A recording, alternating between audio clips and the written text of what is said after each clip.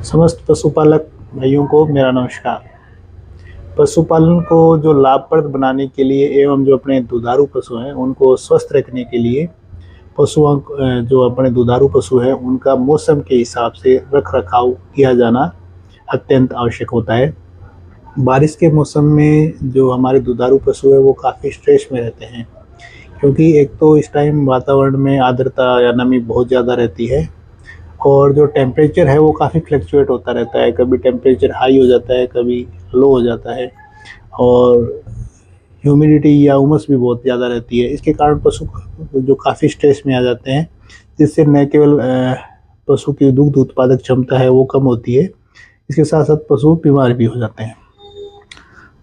आज की इस वीडियो में हम बारिश के मौसम में जो आने वाली परेशानियों एवं उसके निदान के बारे में ही बात करेंगे।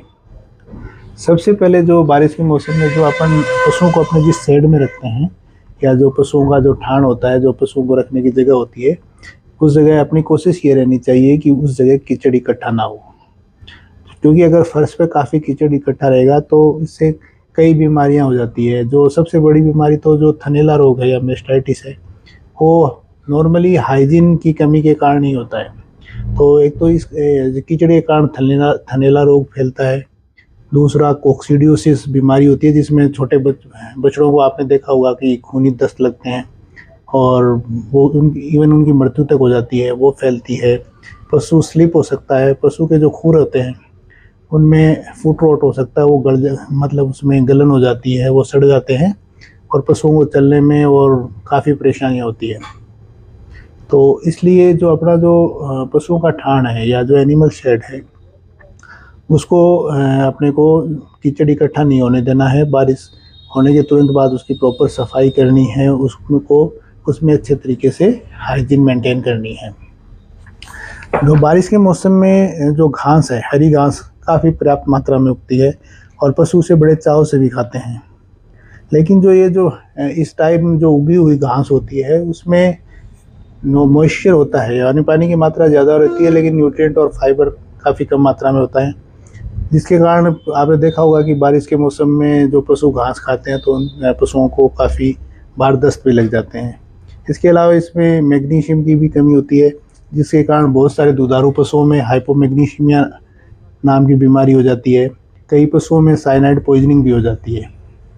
इसलिए अपने को चाहिए कि जब अपन बारिश के मौसम में ताज़ा उगी हुई घास है उसको पशुओं को देना है तो उसको पहले काटें, फिर सुखाएं और फिर उसको चॉप करके ही दें।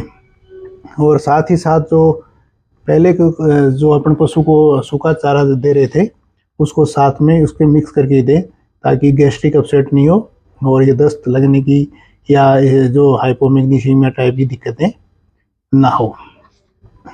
जो बारिश का मौसम होता है उसमें बैक्टीरियल लोड और पैरासिटिक लोड भी काफ़ी बढ़ जाता है।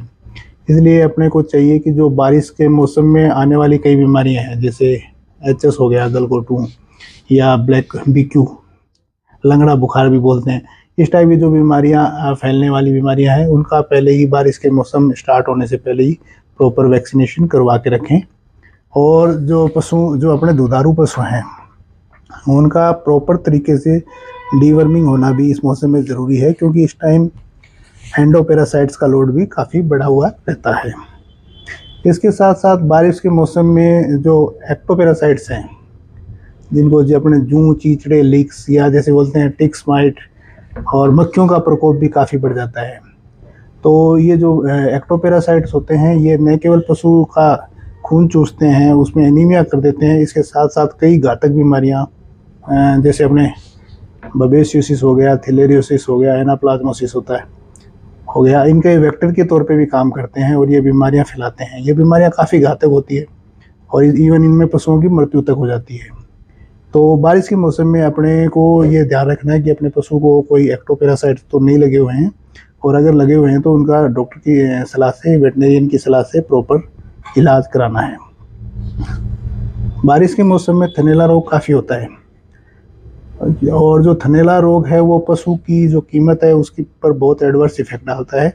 इसलिए अपने को जो चाहिए कि बारिश के मौसम में या इवन अपने को इसको एक रेगुलर प्रैक्टिस के तौर पे काम में लेना चाहिए कि जैसे दूध निकालने से पहले और उसके बाद अपने को लाल दवा या पीपी का जो सॉल्यूशन है उसमें थनों को डिप कर देना चाहिए ताकि बाहर के कीटाणु उसमें न जाएं।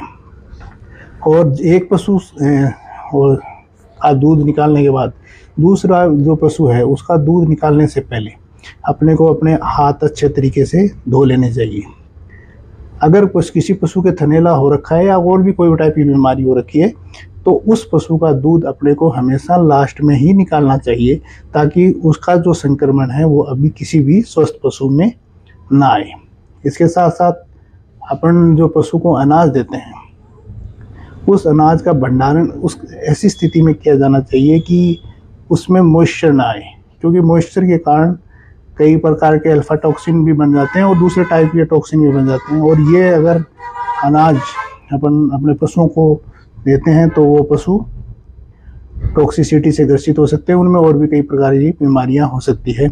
इसलिए जो अनाज है वो हमेशा, या जो खल है या जो भी अपन कंसंट्रेट दे रहे हैं, उनको हमेशा सूखी जगह में ही स्टोर करना चाहिए ताकि उसमें किसी प्रकार की नमी न आए।